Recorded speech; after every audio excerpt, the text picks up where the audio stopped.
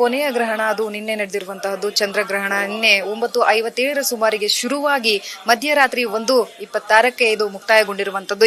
ಇದೀಗ ಈ ಹಿನ್ನೆಲೆಯಲ್ಲಿ ದೇವಸ್ಥಾನಗಳಲ್ಲೂ ಸಹ ವಿಶೇಷವಾದಂತಹ ಪೂಜೆಗಳನ್ನ ಇವತ್ತು ಹಮ್ಮಿಕೊಂಡಿರುವಂತದ್ದು. ನಿನ್ನೆ ಸಂಪೂರ್ಣವಾಗಿ ಯಾವಾಗ ಗ್ರಹಣ ಶುರುವಾಯಿತು ಆಗ್ಲಿಂದ ಸಹ ಸಂಪೂರ್ಣವಾಗಿ ದೇವಸ್ಥಾನವನ್ನ ಬಂದ್ ಮಾಡಲಾಗಿತ್ತು. ಬಳಿಕ ಏನು ಯಾವಾಗ ಚಂದ್ರಗ್ರಹಣ ಮುಗ್ದು ಹೋಯ್ತು ಅದಾದ ಬಳಿಕ ದೇವಸ್ಥಾನಗಳಲ್ಲಿ ವಿಶೇಷವಾದಂತಹ ಪೂಜೆಯನ್ನ ಮಾಡೋದಕ್ಕೆ ಈಗಾಗಲೇ ನೆರವೇರ್ತಾ ಇರುವಂತದ್ದನ್ನ ನಾವು ದೃಶ್ಯಾವಳಿಗಳಲ್ಲಿ ಗಮನಿಸ್ತಾ ಇರಬಹುದು. ಈಗ ನಾನು ಕಾಡು ಮಲ್ಲೇಶ್ವರಂನಲ್ಲಿದ್ದೇನೆ.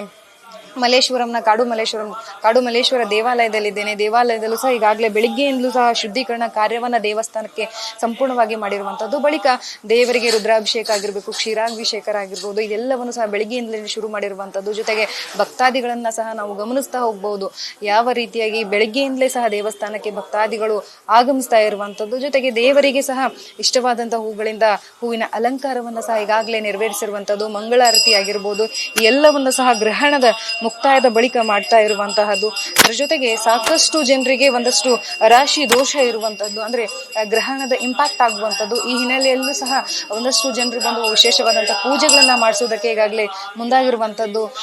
ಅದ್ರ ಜೊತೆಗೆ ಮಂಗಳಾರತಿಯನ್ನ ಸಹ ಈಗಾಗಲೇ ಮಾಡಿಸ್ತಾ ಇರುವಂತದ್ದು. ಅಷ್ಟೇ ಅಲ್ಲ, ಇದು ವೈಜ್ಞಾನಿಕವಾಗಿಯೂ ನಾವು ನೋಡಬಹುದು, ಜೊತೆಗೆ ಧಾರ್ಮಿಕವಾಗಿಯೂ ಸಹ ಒಂದಷ್ಟು ಎಫೆಕ್ಟ್ ಅನ್ನ ಬೀರುವಂತಹ ನಿಟ್ಟಿನಲ್ಲಿ ಈಗಾಗಲೇ ಬಂದು ರಾಶಿ ದೋಷಕ್ಕೆ ಒಂದು ಕ್ಲಿಯರೆನ್ಸ್ ನ ತಗೊಳ್ಳೋದಕ್ಕೆ ಮುಂದಾಗ್ತಾ ಇರುವಂತದ್ದು. ನಾನು ಇಲ್ಲೊಂದಷ್ಟು ಜನರಿದ್ದಾರೆ, ನಾನು ಅವ್ರನ್ನ ಸಹ ಕೇಳ್ತಾ ಹೋಗ್ತೀನಿ. ಸರ್, ಇವತ್ತು ತಾವು ದೇವಸ್ಥಾನಕ್ಕೆ ಬಂದಿದ್ದೀರಾ, ಗ್ರಹಣನ ಪಾಲನೆ ಮಾಡಿದ್ದೀರಾ, ಹೇಗೆ ಸರ್? ಪಾಲನೆ ಮಾಡಿದ್ದೀನಿ. ರಾತ್ರಿ ಎಲ್ಲ ಶಿವಂದು ಮೃತ್ಯುಂಜಯ ಜಪ ಹೇಳ್ತಾ ಇದ್ದೆ. ಆದಷ್ಟು ಇದು I was awake for a long time till that end of that eclipse. I was praying for Mrutyunjaya.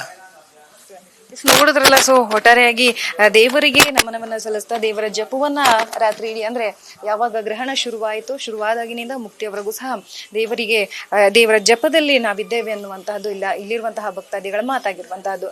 Camera person Kiran ಜೊತೆ ಲಕ್ಷ್ಮೀ ಬಾಗಲಕೋಟೆ, ಅಶ್ವಗ ನ್ಯೂಸ್, ಬೆಂಗಳೂರು.